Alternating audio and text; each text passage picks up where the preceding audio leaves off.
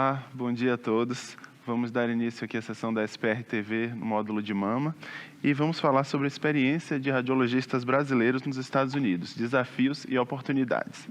Então, estou aqui hoje Almir Bittencourt, com a doutora Maria Helena Mendonça, e vamos ter como debatedores o doutor João Vicente Machado Horvat, que é médico radiologista do Serviço de Imaginologia Mamária do Memorial Sloan Kettering Cancer Center, em Nova York, especialista em imaginologia mamária pelo INRAD aqui da Faculdade de Medicina da USP, e também a doutora Su-Jin Kim Hsieh, que é professora doutora também pela Faculdade de Medicina da USP e atualmente é Clinical Assistant Professor na University of Iowa Hospitals and Clinics, também nos Estados Unidos. Então, muito obrigado, João e Su, pela participação aqui com a gente.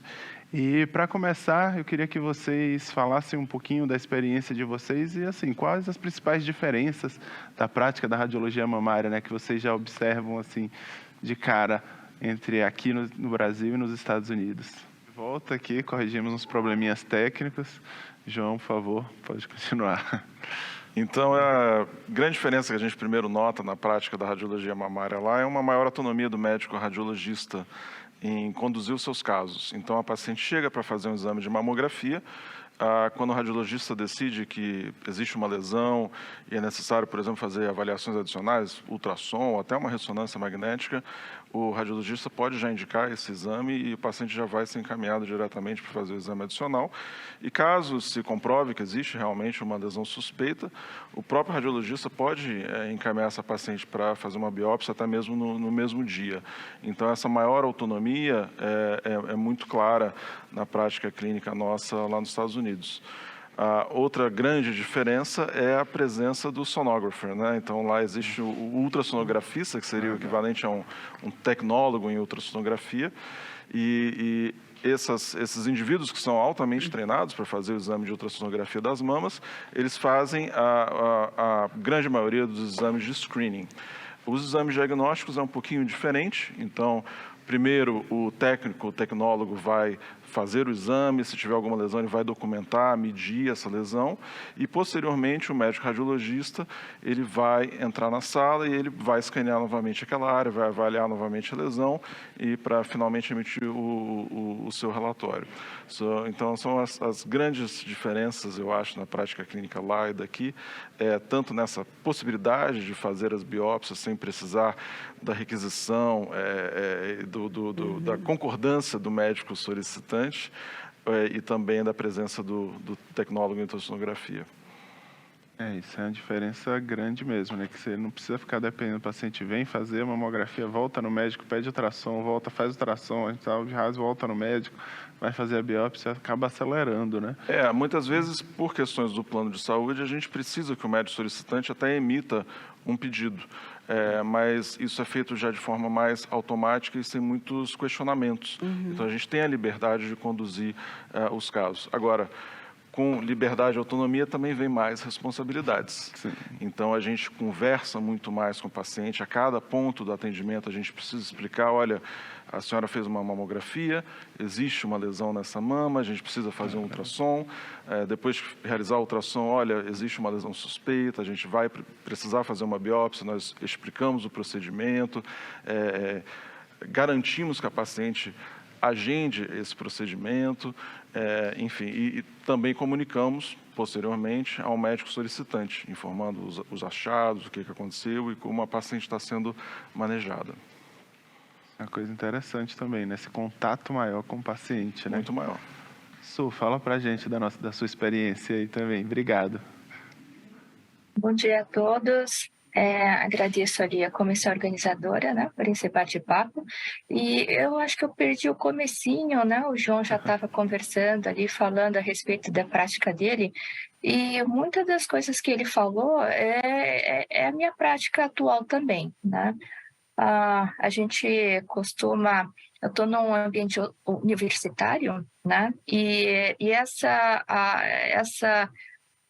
conversa com o médico solicitante é bastante intensa, porque o centro do mastologista é no outro corredor, sabe? Então, quando é necessário, a gente já aciona o mastologista e a gente já vai trocando as ideias do que fazer. Mas realmente a autonomia aqui do radiologista, eu senti que é muito maior mesmo. Tá? Então, a gente conduz, meio que a gente conduz como que vai ser o rastreamento da paciente, se houver alguma alteração, a gente também conduz, né, os próximos passos, a gente sempre conversando com cada paciente. E eu achei bastante interessante também, porque, por exemplo, indicação de ressonância, os mastologistas aqui, eles seguem tudo que a gente fala, né? Fala, tem indicação, eles concordam. A gente fala, não tem indicação, eles concordam plenamente, sabe? A gente tem, eu acho que um papel bastante importante aqui. A posição aqui da ultrassonografia também é um pouquinho diferente, né, do Brasil. A gente tem o tecnólogo, mas eles são altamente especializados e aqui, por exemplo, no serviço onde eu estou, a gente não faz screening com o tecnólogo, a gente faz o screening com o ultrassom automatizado e ele se comporta como uma mamografia de rastreio, né? No ultrassom de rastreio com o automatizado, a gente vai dar um BIRAD zero para qualquer alteração diferente, né? Que não seja plenamente benigna ou negativa. E aí, quando ela volta, né, e passa pelo tecnólogo, ela escaneia. Quando ela tem dúvida, ou a gente tem dúvida só com a imagem, a gente vai lá e o médico reescaneia. Né? Então, é uma coisa interessante que salva muito tempo, porque muitas das vezes tem uma imagem, assim, provavelmente benigna, ou é um cisto, ou é claramente um artefato, e isso salva muito tempo do radiologista, e eu acho que a gente fica com mais tempo ali para ficar com os casos que precisam mesmo de maior atenção nossa, né? E nem todos os tecnólogos de ultrassonografia fazem, nem todos os tecnólogos de radiologia, vamos dizer assim, fazem esses exames de ultrassom. Eles são altamente especializados e eles são muito bons, viu? É claro, tem uma variedade grande, mas assim, tipo, tem 2 pessoas que fazem isso e eles conseguem até achar alterações de second look, sabe? A gente vai lá, rescaneia, eles conseguem ter uma alta performance, né? Muito boa mesmo. Fora isso, o que eu achei bastante diferente também é a questão do rastreio e do exame diagnóstico, né? Eu acho que eu nunca dei tanto BIRAD zero, assim, sabe? Mesmo quando a gente acha que é quase um BIRAD 5, não. A gente tem que dar um BIRAD zero, ela volta, né? Que eu acho que é o correto, né? Você faz tudo que é necessário. Aí, quando essa paciente é reconvocada, ela volta, a gente faz os complementos necessários. Se precisar fazer ultrassonografia, faz. Se houver possibilidade, a gente já conversa com a paciente e a gente já faz a biópsia, sabe? Então, é uma coisa muito... A paciente é totalmente, assim, trabalhada, né? E ela já sai com alguma finalização, que eu acho que é bastante positivo, né? É um trabalho, é um serviço que tem uma performance alta, né? A gente lê muita imagem, mas é muito resolutivo e bem rápido. Né? Nossas taxas de reconvocações, assim, o retorno da paciente é bem alto. Quando tem algo muito suspeito, a gente já pede com uma certa urgência, às vezes ela consegue voltar no dia seguinte, ou até algumas voltam no mesmo dia, né? Se moram pertinho. Então, estou achando bastante positivo. Oi, Su, bom dia. Eu gostei tanto que vocês falaram sobre isso, porque esse bate-papo é bom por causa disso, para esclarecer, né? Porque desde a década de 90, quando eu estive na Filadélfia também, né, como expatriada, eu via como os tecnólogos, os técnicos, eles eram extremamente dedicados. Como os exames deles são bons tecnicamente, porque existe aquele controle do foco, do ganho, do body mark, distância da papila. Eles são tão preparados para saber. E às vezes até eles vinham antes do staff um achado, né, que podia ser suspeito para malignidade. Então, até hoje, nós escutamos nossos cursos, os professores, né, dando aula, as professoras, falam assim, vocês sabem que lá nos Estados Unidos, o pessoal não sabe fazer ultrassom, não, eles sabem muito. E você pega, né, aquelas professoras que nos ensinaram, Ellen Madison, né, Eliane Philpotts, tantas delas, eles vem o técnico, mostra a imagem, só se precisa muito que o médico vai, né? E cada dia ficava lá na UPenn, era assim, um médico do staff, para se precisar entrar na sala da ultrassonografia. E geralmente eles são tão bons mesmo, o equipamento é bom, né? É tudo tão certinho que dificilmente o médico vai lá, entra na hora de fazer alguma coisa a mais, mas às vezes quando precisa vai. Então isso daí é um tabu que só a pessoa acredita quando tem a possibilidade de ficar fora. Porque aqui a gente meio que acha que nós somos tão bons. Às vezes eles me chamavam lá para falar, olha, a empresa tal, né, fabricante de aparelho de ultrassonografia, eles estão reclamando na América Latina, às vezes do Brasil, porque era do Brasil, eles mostravam para mim do Brasil, que nós vendemos os mesmos equipamentos e eles não têm a mesma qualidade de resolução. Daí eles mostravam para mim, o que você vê nesse exame? Daí o que eu via? Ou tinha pulmão demais, né, o ganho não era adequado. Foco, então, gente, até hoje, né? É o nosso dia a dia aqui do Brasil, uma diferença. Você pega o exame para olhar, o foco está ali, uma zona focal, né? Geralmente vai estar lá no pulmão, no osso, né? E não está na mama. Se faz implante, então, se a mulher tem implante, daí é pior. Porque ou está sempre no implante, ou está sempre na glândula. Então, são esses detalhes pequenos, técnicos, que fazem toda a diferença até da sua categoria BIRADS. Né? Então, isso daí é uma coisa que a gente tem que realmente valorizar. E não ficar com essa ideia que eles não sabem. Eles sabem sim, mas eles não ficam ladeando, nós somos tão bons disso daí, porque eles já são bons. Né? E a gente tem muito a aprender, olhando o exame, né? É como se você deixasse o médico radiologista com aquele papel que é mais do médico radiologista mesmo, né? Aquelas funções.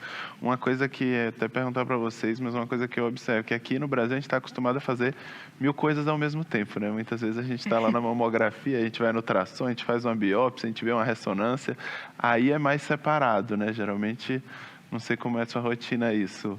E você também, João, mas eu acho que você está um dia só para uma atividade, não é? Não sei. E se vocês têm também o dia da pesquisa lá, o dia só de pesquisa junto com o serviço ele é separado entre exames de screening. Então, quando você está no screening, você vai ver todas aquelas pacientes que fizeram o exame e foram embora, tanto de mamografia quanto de ultrassom.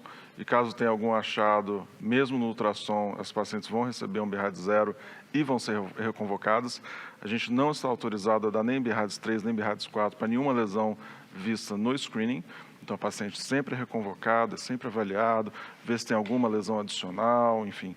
E daí sim você pode emitir o seu laudo final, o BIRADS final.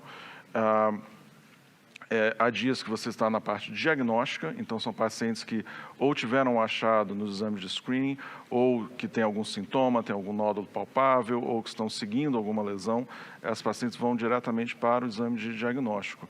E aí sim, fazemos uma mamografia, fazemos o ultrassom, e tem dia, por exemplo, que você está só na biópsia, ou dia que só está na ressonância. Então, essas diferentes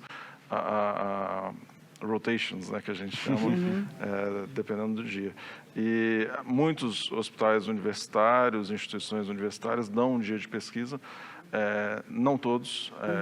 Pesquisa não dá dinheiro, nem nos Estados Unidos. Então, é custoso para o hospital oferecer isso, mas a maioria dá pelo menos um dia de pesquisa por semana.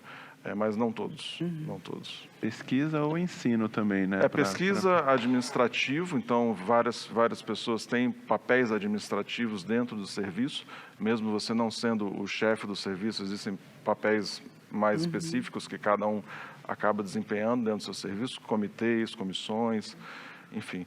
Então, esse dia de administrativo também serve tanto para pesquisa como para realizar essas outras funções. Legal. E você, Su?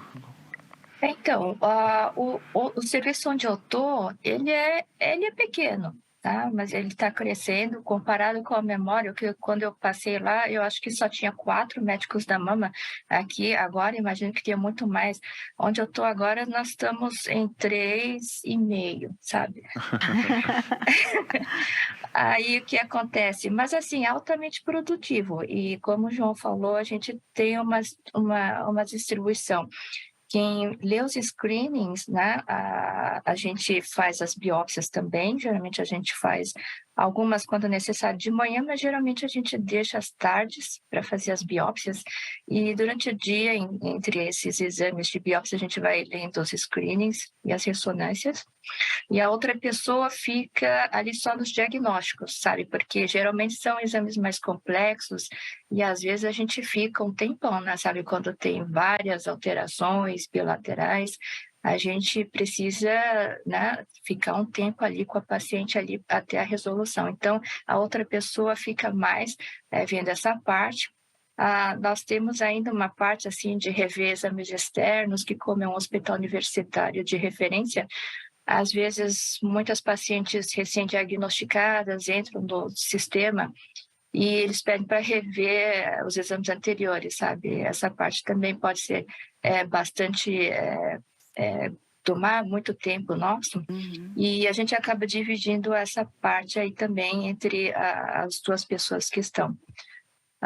Fora isso, como é um hospital universitário, a gente tem algum tempo dedicado ali, já está no calendário nosso, alguns dias em que a gente tem que dar aulas, né, sobre radiologia para os estudantes de medicina, algumas aulas também para os nossos residentes e fellows, né, a gente tem um cronograma, e basicamente eu estou contratada para fazer 80%, né, de trabalho clínico e 20% de trabalho acadêmico, né? Como o João falou, não dá muito tempo para a gente fazer, porque para fazer tudo isso com pouca gente, né, a gente fica um pouquinho sobrecarregado, assim.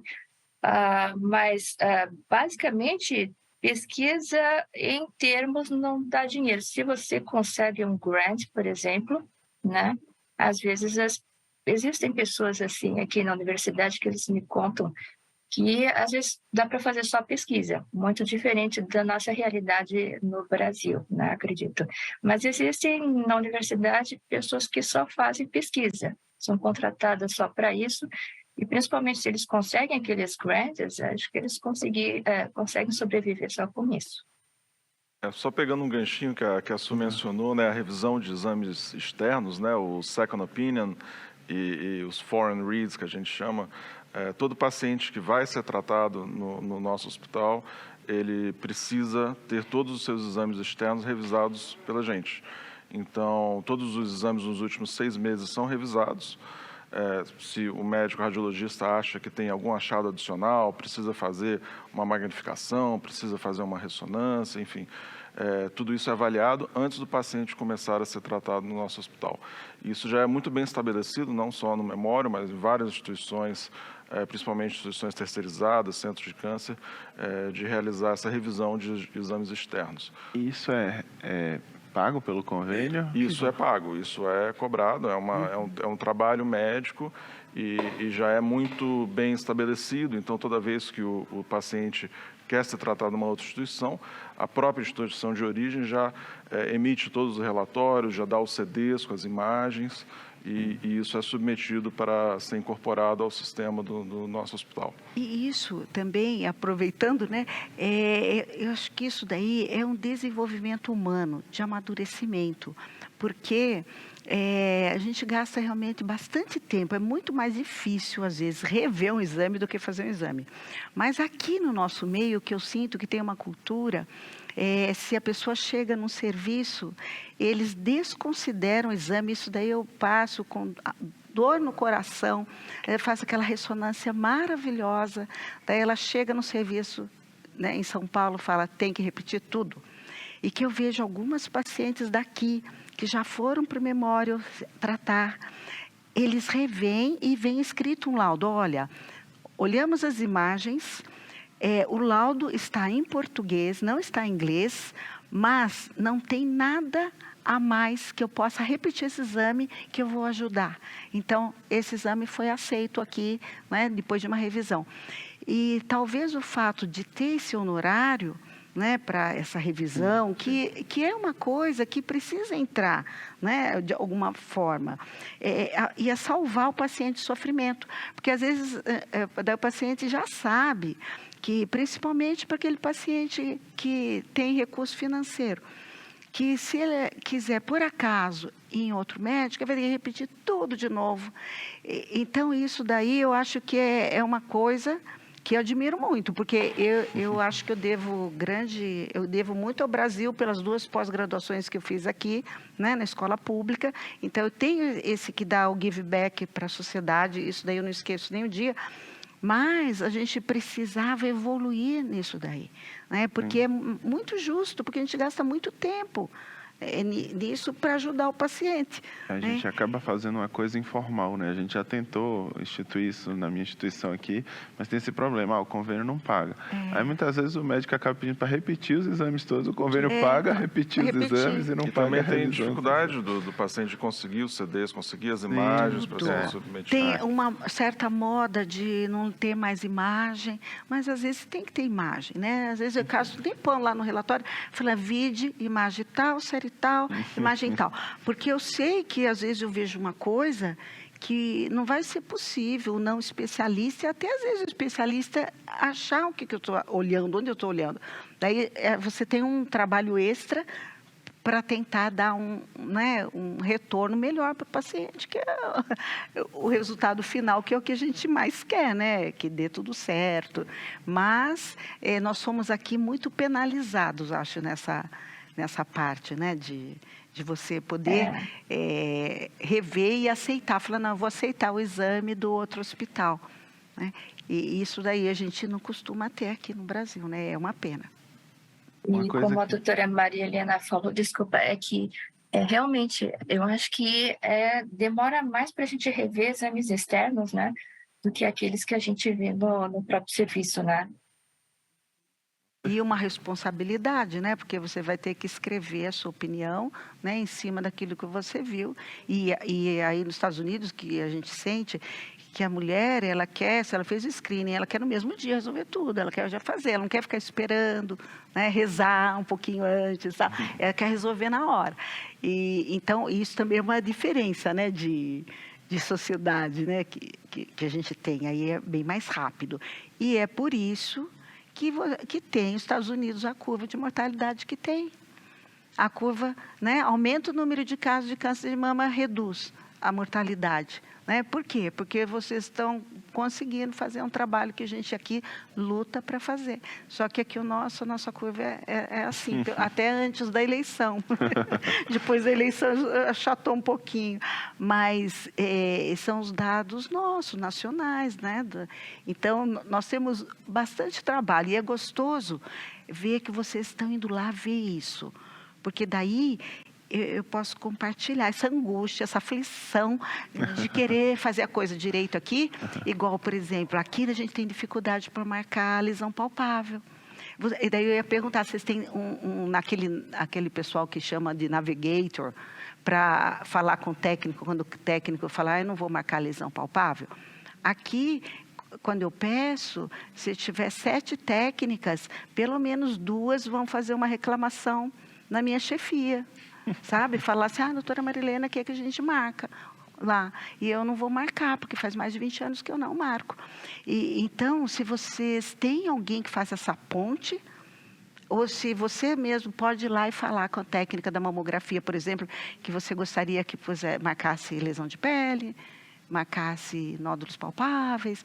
Como é que funciona isso para vocês, assim, na prática?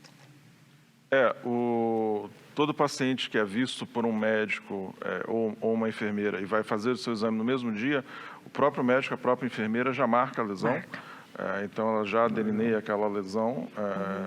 E na hora de realizar a mamografia, o técnico coloca um marcador na lesão palpável. No caso, quando a paciente é que está sentindo, não foi o médico que sentiu, a paciente aponta para a região que ela está sentindo essa alteração palpável e também o técnico coloca um marcador antes da mamografia. Você usa aquele E pro marcador ultrassom, quadradinho ou não? Para é o isso? triângulo, é um triângulozinho. O triângulo é o palpable e tinha um novo, né? Que é um quadradinho que é de áreas de concern. A gente usa o Esse daí, triângulo o triângulo. para toda a área palpável, a área de dor focal, por exemplo, a gente acaba usando.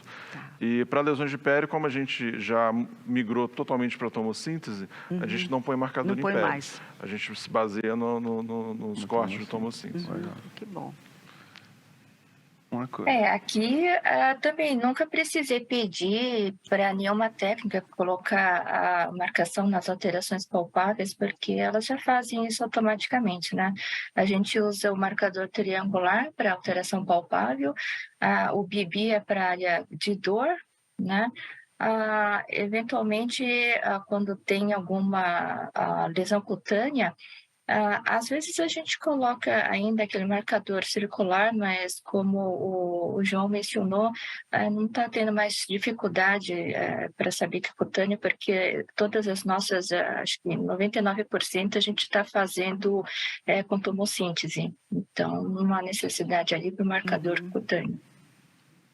Muito legal. Uma coisa que eu queria perguntar é o que vocês sentem falta. Se tem alguma coisa que vocês sentem falta aqui no Brasil? No Brasil a gente fazia desse jeito, eu preferia desse jeito.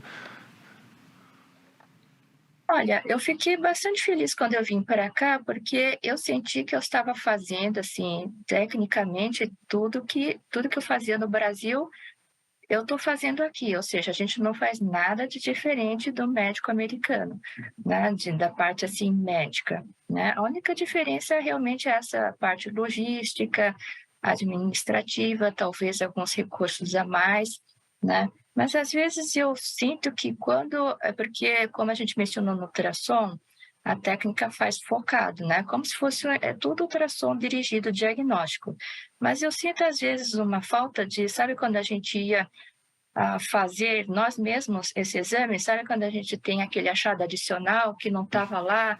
Eu peguei muitas coisas dessas, né, na minha prática no Brasil. Sabe quando você pega algo incidental que não estava no programa e aquilo era relevante? De vez em quando aqui eu pego ainda, mas eu acho que pode ser que eu esteja deixando passar um monte dessas situações, né? E essa parte eu sinto falta, né? Outra coisa que eu sinto falta, assim, é que o médico americano não almoça, né?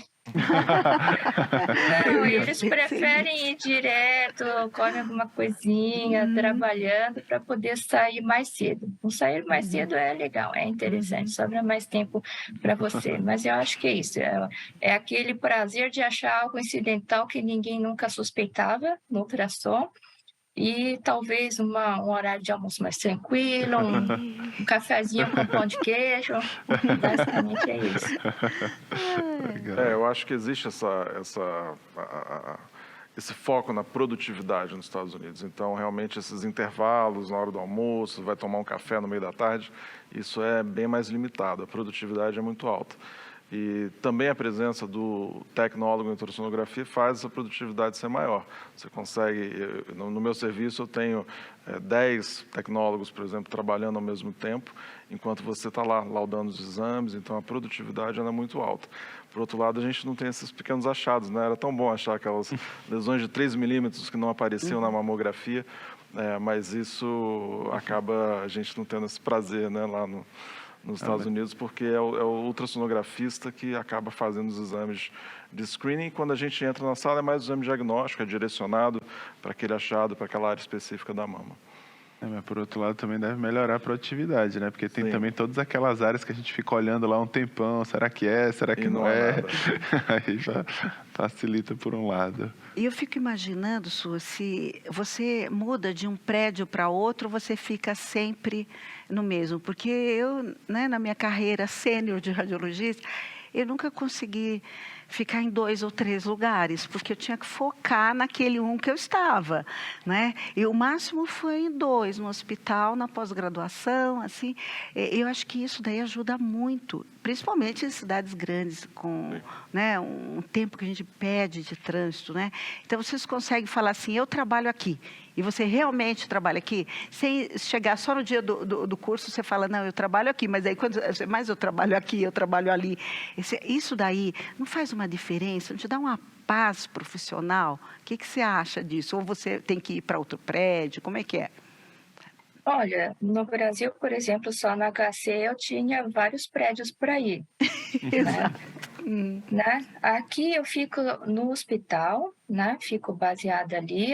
Existem ainda 2 centros externos que fazem as mamografias, o ultrassom automatizado, mas eles mandam todas as imagens aqui para o hospital e a gente faz a leitura lá. Em tempo do trânsito, é uma paz gigantesca, né? Que dependendo do dia da semana, por exemplo, sexta-feira à noite para voltar para casa, eu demorava 1 hora, né? Aqui eu estou demorando 4 minutos. Né? Não dá nem tempo de escutar algumas músicas, né? Mal dá tempo de escutar uma musiquinha no carro, que era um dos meus prazeres durante o trânsito, né? Que era escutar as minhas músicas favoritas. Então, mas assim, é bem pertinho. Se eu quisesse ir andando também dava, né? Mas assim, é uma diferença muito grande do tempo que eu perdia, né, de ir para os lugares, trocar de local na hora do almoço, às vezes você tinha que passar de um lugar para o outro. Então, essa parte realmente para mim ficou muito melhor. Bom, e você, João? Nos Estados Unidos, quase todos os médicos têm um vínculo único, né? Então, você é atrelado àquela única instituição. A gente não trabalha em vários lugares diferentes. Agora, muitas das instituições têm centros regionais. O Memória tem 6 centros regionais. Tem médicos que trabalham em mais de um centro. Eu só trabalho em um, mas tem alguns médicos que revezam entre pelo menos um centro e outro. Que bacana, porque eu realmente acredito que isso faz toda a diferença final na curva de mortalidade por câncer de mama. Eu acho que se a gente pudesse, que a gente não tem escolha aqui, né? E daí eu queria perguntar, a possibilidade de você ir para os Estados Unidos, né? Apareceu por acaso, assim, surgiu, ou você deu um passinho, assim, para te levar? Como é que foi? E também emendando aí, a gente tem mais 5 minutinhos tá aí, acabando. mas a gente queria ficar aqui a manhã toda. Mas vocês têm alguma dica, assim, tem alguém que está assistindo aqui, que está na JPR, que está vendo e que tem essa vontade de trabalhar nos Estados Unidos, o que é que vocês dão de dica aí para eles? Olha, da minha parte, por exemplo, calhou de eu ter conseguido o visto, né, por parte familiar. E aí eu pensei, o que eu vou fazer agora, né? Se eu aceitar esse visto, o que eu vou fazer nos Estados Unidos, né? E aí eu coloquei meu currículo dessas sociedades americanas e aí foram vindo ali uns contatos e me surpreendeu porque eu tive um contato de um brasileiro que trabalhava aqui em Iowa, né? E tudo assim, calhou de ser mais ou menos assim, uma coisa atrás da outra, né? Então deve ter sido destino mesmo, tá? Calhou de eu conseguir a possibilidade de ficar e calhou de alguém precisar, né? De alguém experiente em mama para ir trabalhar. Então, no meu caso, acho que foi um pouquinho de destino também, mas pelo que eu estou sentindo, tem uma necessidade grande de médicos, né? Acho que veio tudo junto, Covid, inteligência artificial, estouro de faculdades de medicina, né? Há umas décadas atrás aqui, que deu uma diminuída talvez no número de médicos. Em todo lugar que eu vejo está com uma necessidade grande, né, de médicos, radiologistas, mas outros médicos também, umas áreas mais que outras, né? Mas, assim, até percebo alguns médicos que mesmo não tendo revalidado, assim, eles têm conseguido algumas situações de trabalhar somente num lugar, né? Então, eles conseguem licenças especiais para atuar naquele hospital específico, né? E com o tempo eles acabam revalidando e fazendo os bordes e ficando tudo certinho, né? Mas assim, tá com uma demanda boa aqui. Boa. Mas a grande maioria ainda precisa que você seja certificado. Board Certificate. No meu caso, em 2016 surgiu a oportunidade de fazer um Research Fellow. Eu fiquei 1 ano como Research Fellow do Memorial e ao final desse período eles me convidaram para fazer parte do grupo. Mas para você efetivamente trabalhar como médico, como clínico nos Estados Unidos, você precisa de 3 coisas. A primeira delas é uma licença para trabalhar como médico, uma licença médica, como se fosse o CRM. A segunda é o visto que te autoriza a trabalhar nos Estados Unidos. E a terceira é o emprego. O emprego eu já tinha. Então, a gente precisava dos outros 2. Então, nós conseguimos uma forma de conseguir o Green Card. Se você tem trabalhos publicados, pesquisa, existe um caminho para se conseguir o Green Card. A gente foi atrás desse caminho. E, por outro lado, a gente também foi atrás de conseguir a licença para trabalhar como médico lá.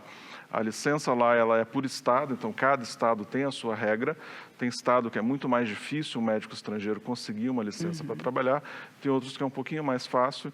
A gente fez os steps, fizemos a revalidação do diploma e conseguimos ir para lá. Como a doutora Su falou, alguns estados não têm uma restrição tão grande quanto ter que fazer os steps novamente. Existem outros caminhos. Mas depende de cada estado e cada estado tem a sua regra. Aí, depois que a gente conseguiu o Green Card, depois que a gente conseguiu a licença médica, a gente conseguiu migrar para os Estados Unidos e começar a trabalhar. E qual é o visto inicial que você tinha quando você foi? Eu tinha um visto de pesquisador, que é um visto J. Existem outros vistos que te autorizam a trabalhar. Então, tem o visto H, que o indivíduo consegue trabalhar como médico. Tem o visto O, que é para pesquisador, mas não é o Green Card. Então, é um visto que ele tem uma limitação de tempo curta, em geral de 1 a 3 anos. E tem vistos que são pagos pelo próprio hospital, tem vistos que você consegue por conta própria. Então, depende da sua situação, do quanto que você tem de publicação, você pode seguir um caminho específico para conseguir um desses vistos que te autorizem a trabalhar nos Estados Unidos. Legal. Eu acho que o nosso tempo, infelizmente, está terminando. Eu queria, de novo, agradecer aqui a Su. A Su sempre participa com a gente na JPR, né? Foi muito bom ter você aqui com a gente, Su, mesmo que online dessa vez, mas com certeza teremos você presencialmente aí nos anos futuros. João, também muito bom estar aqui presencial. Obrigado. Participou online com a gente das últimas vezes, né? Então, acho muito bom ter vocês aqui. Muito orgulho da gente ter brasileiros se destacando e fazendo sucesso aí nos Estados Unidos também, mostrando que isso, né? Que a nossa prática aqui também está bem de acordo, né? Com o recomendado. Obrigada, gente. Acabou mesmo, nem dá para falar mais. Obrigada, Su. Obrigada, João. Com certeza. Obrigada pelo convite. Bom dia. Bom dia.